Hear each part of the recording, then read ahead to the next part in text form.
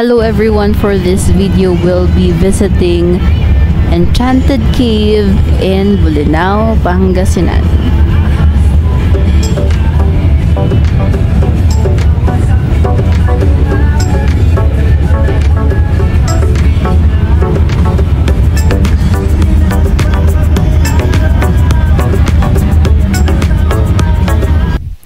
From Baguio to Bolinao, we traveled for about 5 hours with breaks na siya sa stop buses. And ang fare namin ay 395 for regular and 319 sa students.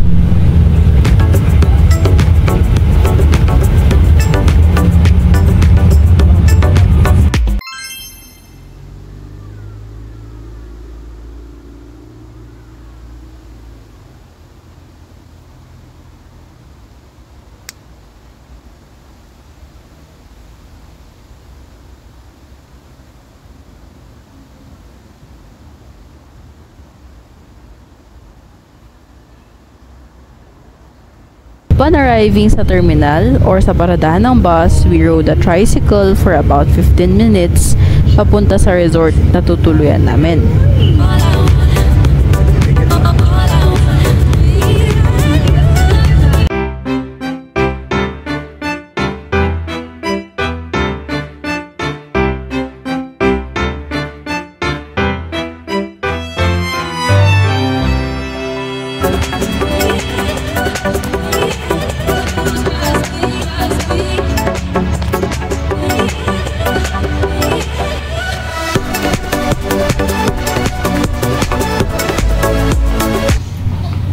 Here, nakarating na kami sa Chris Del Mar Resort where we'll be staying. It's located at Luciente, Bolinao. We made reservations na the day before kami pumunta. They just confirmed the reservations, then they led us sa mga room.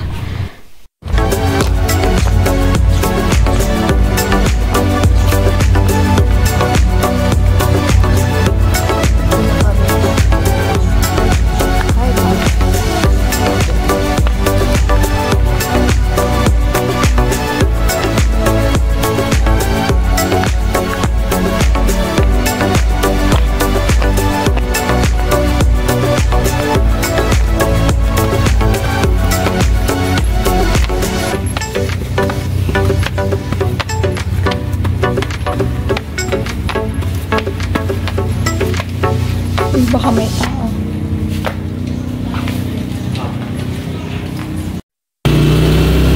After settling down and konting pahinga, dumiretso na kami sa isa sa mga must-visit places kapag nandito sa Bolinao, ang Enchanted Cave.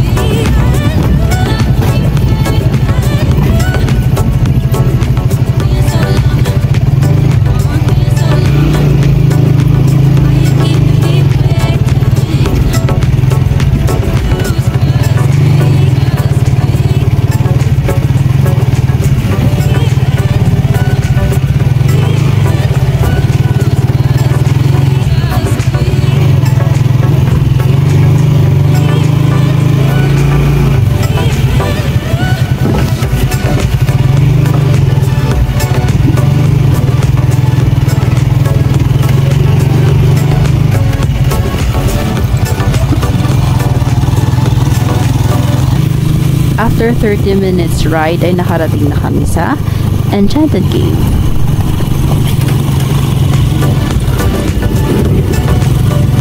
Sa entrance pa lang ng Enchanted Cave, may mga souvenir shops or stalls na nandoon na nagbebenta ng mga necklace and mga souvenirs, fridge magnets, and everything. Tapos here, pagpasok natin dun sa may entrance niya, may information desk or something. Dun magbabayad ng entrance fee. 250 ang entrance fee kapag with swimming, pero kapag sightseeing lang, 200 per person.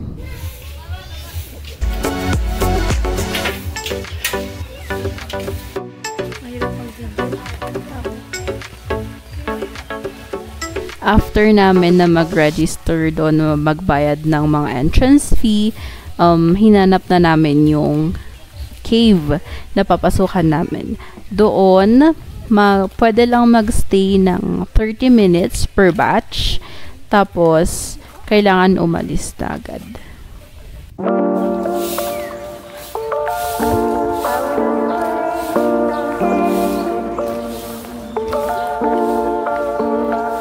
And on the way sa mismong cave, kitang-kita naman natin ang view ng place is maraming nature view, mga picturesque sites sila dito. Meron din silang restaurant. Kung walang baon, pwedeng kumain yung mga bakasyonista doon. And yan.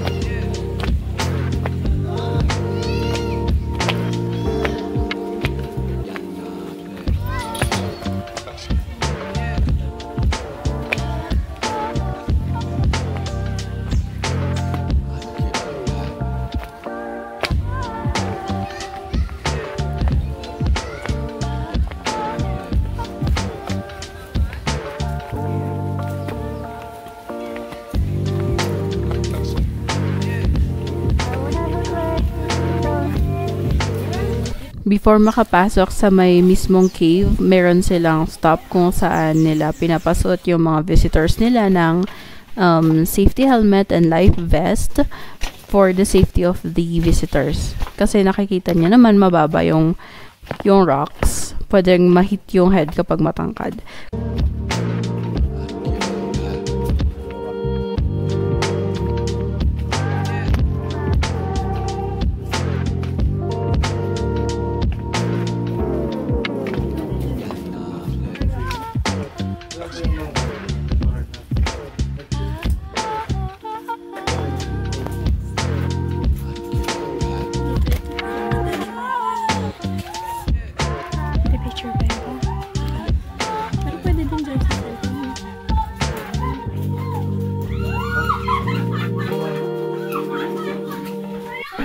Siyempre, always check na naka-buckle yung safety vest and everything. Yay! Pupunta na kami. And yeah. Bali po, mainit sa labas. One by one.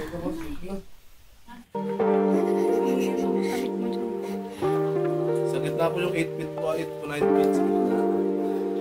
Tapos sa gilid, sa may tala yung 3 to 5 feet. Sa patunapakan niya po kasi may lalim.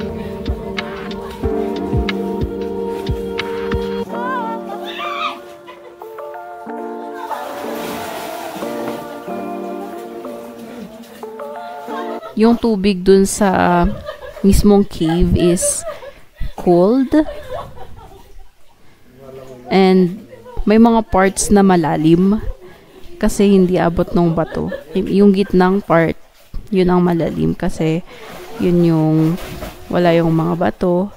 And dun sa may gilid niya, pwedeng makaapak naman sa bato, pero medyo rough. Medyo nakakasugat yung mga bato dun. May mga smooth na rocks na pwede pag-apakan, pero mag-ingat lang kasi sa tabi niya, may mga rough na rocks. Pwedeng magasgas yung paa.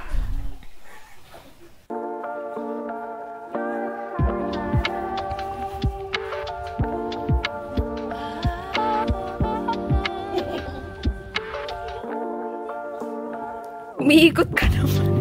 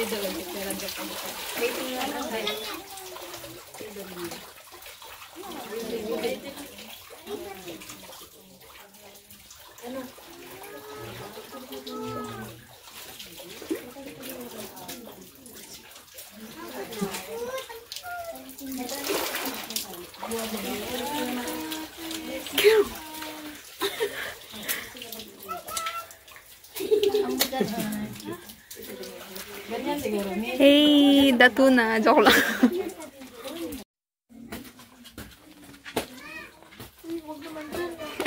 Hindi. Kalahati.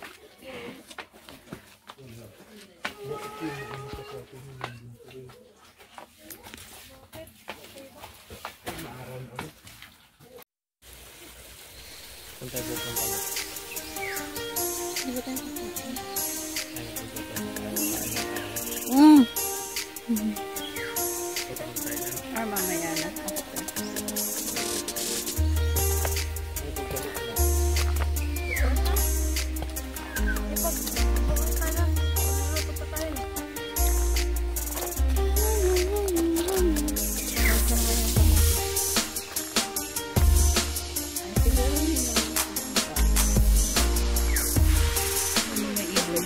Sana yung enchanted cave isang tabi.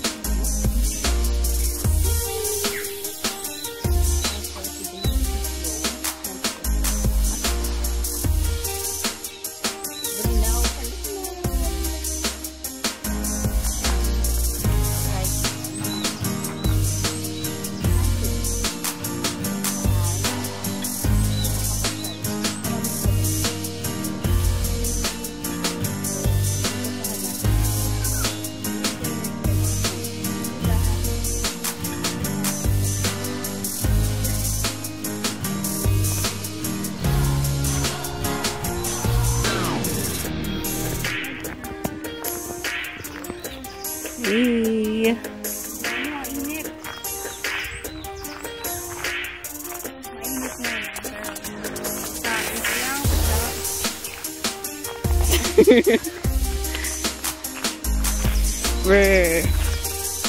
Papunta na kami sa may view deck.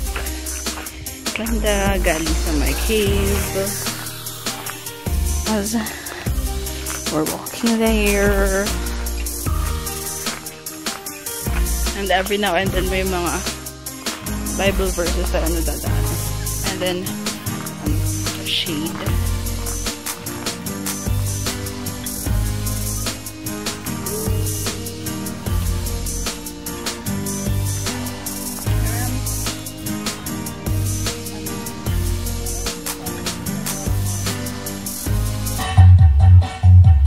Meron din silang mga pools na pwedeng languyan after pumunta dun sa Enchanted Cave. Tapos meron silang mga puan. Actually, pwede din mag-rent ng mga kubo or mga place kung saan pwede nyo iwan yung mga gamit nyo or dun kayo kumain after ng swimming ninyo.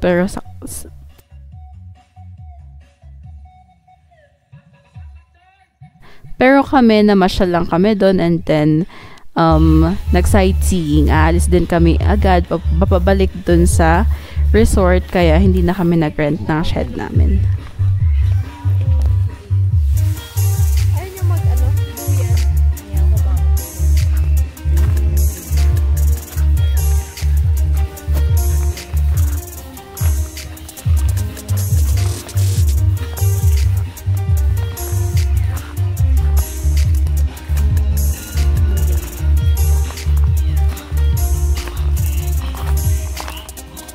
Nairaos. Nagbakasyon na walang pera.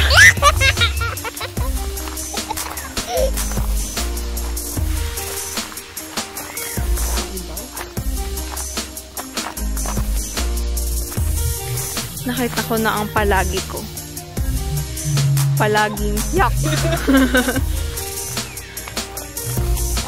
Palaging gutom. Wala. Ako nga ata yun eh. Baliktad yun.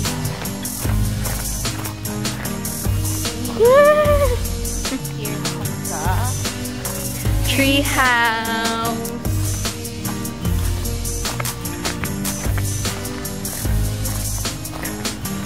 Table for the group.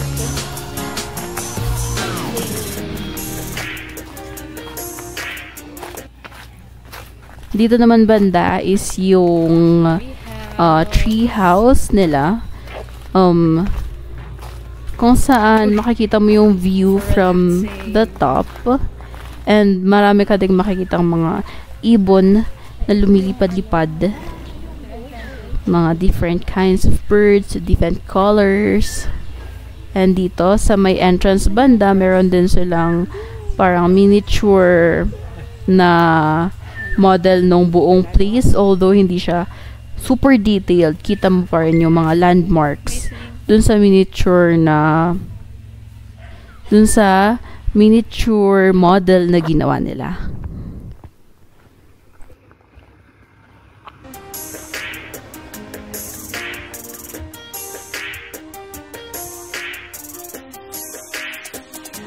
Dahil walang dalang personal car, nag-walk kami.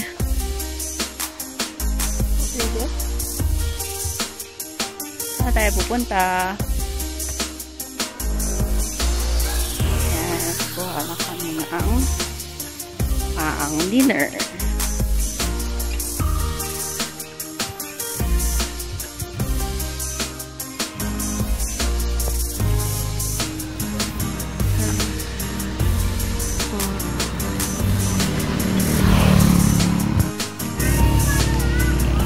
Kasing kulay niya yung bulaklak.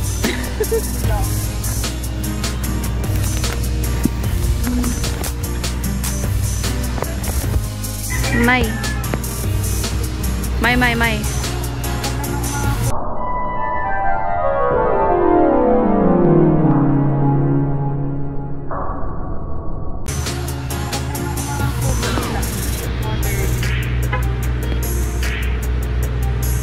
Ang ganda ba yung may? Nag-ano ka. Tignan mo. Nagkulay ko yung bulaklak. Kukunin.